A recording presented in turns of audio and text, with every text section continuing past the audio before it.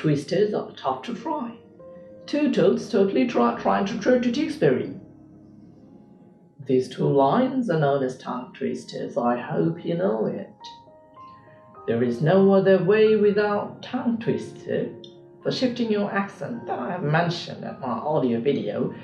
My today's sound is also an aspirated sound, and that one is to, what we usually pronounce as do.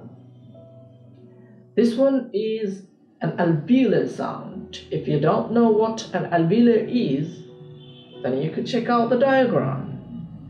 This is known as alveolar. Your tongue will touch the alveolar and a puff of air will come out from your mouth. That is how the to will pronounce. You could check out some examples that I'm going to give you. For example, time, towel, tool, 10, table, and there are so many examples you could find out if you concentrate on the alphabet T. Be careful about the aspiration. Don't make it too much so that speed come out. Also, I have mentioned at my audio video.